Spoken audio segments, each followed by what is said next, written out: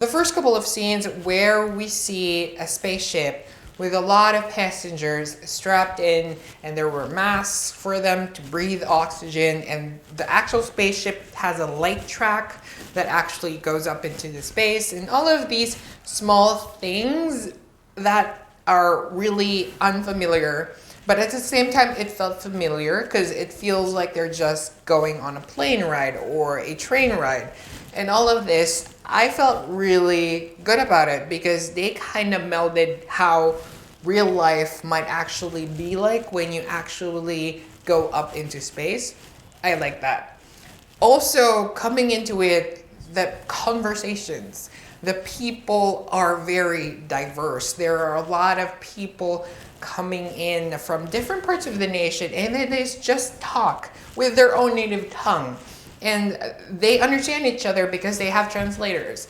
So the whole part of the movie, there's a lot of conversations involved, and they're all speaking their language. Like there's, of course, Korean, Chinese, there's Filipino, there's Russian, there's French. There's a lot of these nationalities, and they just converse like it's not a big deal. I mean, the translators work, and I like that idea, and I hope that actually comes to pass.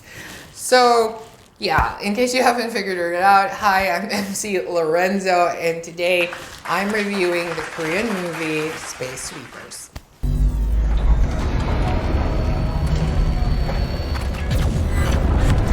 I like that it's a space opera where they're kind of like Star Trek, but they're not actual soldiers of space, but yeah, they're former soldiers of space, some of them. And then it's kind of like Guardians of the Galaxy as well, because they're all kind of like misfits in their own right. And then they are actually space sweepers, loosely translated as garbage collectors, that actually collect garbage all around space and try to earn from that. And I like that concept that we actually focus on garbage collectors that were just revamped for space. So if this isn't really a science fiction, it's actually about garbage collectors going around town and getting money. And I like that. I so like that concept. Hay algo que tenga que tomar en cuenta. Sin orden, no se puede exportar. The main character of the story is Tai Ho. He is a former commander of the Space Guards. Now, throughout the actual movie, I didn't really feel empathetic towards him. I get that he lost his daughter and all, but the way he was presented, like he was a gung-ho man who was really after for cash, but at the same time he's after cash because he's finding his missing daughter. I get that's kind of logical, but the way they executed, the way they presented the character didn't feel like that. The way he was first seen at the first couple of scenes was he's very gambling addict and he really loves his money. And I thought that it was just a personal thing, like a mental, emotional thing that was built up in through his, his process, his persona. But then I found out he's actually doing it for his daughter, and it didn't feel quite as married into the storylines or the way the scenes were like I wanted to. So I didn't feel as empathetic that I need to be as a viewer because he is the main character. But yeah, for every superhero, every action movie, every science fiction fantasy, there's always gonna be someone in the group, the strong guy of the group. Tiger Park is one of them. He is the strong guy of the group, so there's really nothing new there. He is strong, and he actually has a heart at the end. I know, it's very stereotypical character. There's nothing new here. Please move on. For Captain Jang, she is the captain of the whole crew. I like that she's a woman, and she whoops the other guy's butt all the time. And yeah, but there is something that is missing for her. I don't know. There's some kind of acting or some kind of level of connection that I'm missing towards her. She has potentially be one of the characters that I really like because she's exciting. She doesn't give rat's ass about anything, and she really is persistent, and I like that. But there was something, I guess, in the storylines and how she was written up and how she delivered the character, there was just something missing. I don't know. I potentially could have loved the character, but there was just something missing from me. Now, the main point of this story revolves around Kotnim. Now, Kotnim is a child who has superhuman abilities where she can actually make things grow. Now, if she can make plants and other plant life and leaves and flowers come to life, she is an important factor in making the earth, which is now kind of polluted and dying, once again, be revived. And I get that it's very central around Kotnim and how she can save the earth. But what I didn't really like about the scenes with her is that it's kind of expected that she will save the crew. Like, there's a lot of scenes where the crew is gonna die and one of the crew is in danger, and the only way that they can survive, only one of them can survive, was Kotnim stepping forward and just casting her magic and saving everyone. It's kind of like what happens in the first scene, and then we see it in the middle scene, and then we see it at the end. It's kind of very expected.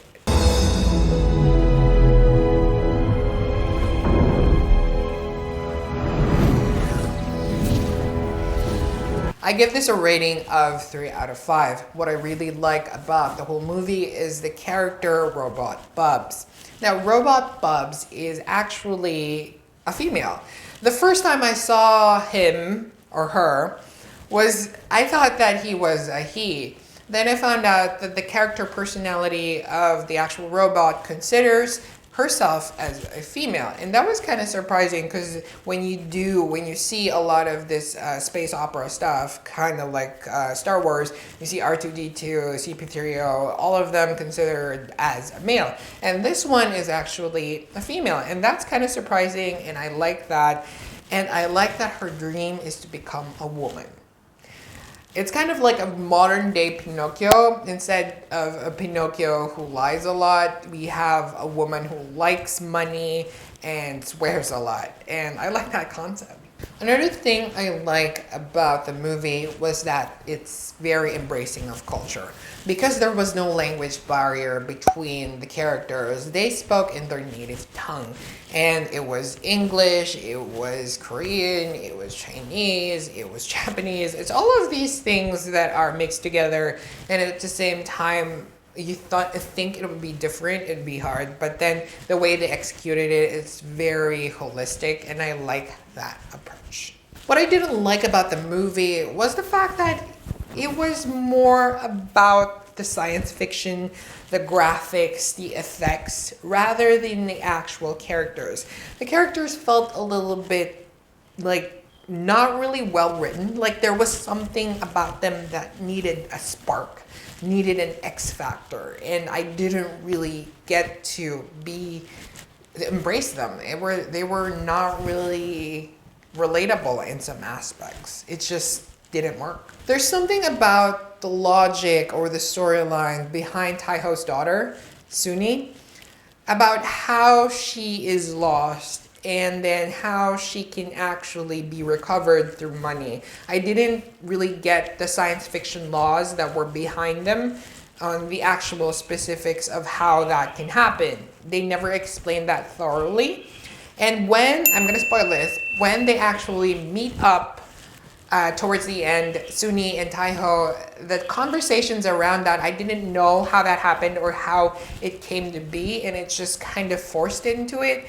I didn't really get a snippet or something that I can, latch on, a logic that I can latch onto so that I could better appreciate the movie or that story or that scene itself. And because I don't have that, I didn't really get the motivator of Tai Ho as well. So it's just really kind of disconnected. I also didn't get what the villain was about. I didn't get his motivators. I didn't get the acting. It was kind of a boring character in itself because he has a low voice and I'm gonna rule the world, I'm gonna destroy the earth, and everyone's gonna live in Mars. All of these things. He didn't do enough, I think, in the scenes for me to hate him. There wasn't really a direct connection between him and the characters, the main characters. There wasn't really a conflict or a friction that I can hold on to between them so I could hate the villain. It just didn't happen. So sure, he flies around, he captures them at the end. It's just, it felt a little short. And I didn't get his motivators that sure, he wants the Earth destroyed and Mars to flourish. Why can't he just have both and just keep cutting him in Mars? Then that's it. Earth will slowly die. Does he have to kill Earth? I mean, it's just a lot of really weird pretexts that could have been solved. I mean, if I was in his position, I would just let Cottonham and her father live in Mars and just stay there happily. They don't have to go back down to Earth. I'll keep the stuff as a secret. You don't have to kill them. They can live happily. Then this wouldn't have happened, you know? And all of these things that I didn't really feel like motivated and connected with the villain. I didn't really hate him. And what's up with the scars? I don't know if it was explained. Maybe I missed it. And he keeps having these scars come up on his face. And then there was a scene there. It was just in a conference room, and then he's full of scars. And I don't know. There's just is it a magic? Is it a science fiction power thing? I didn't get that.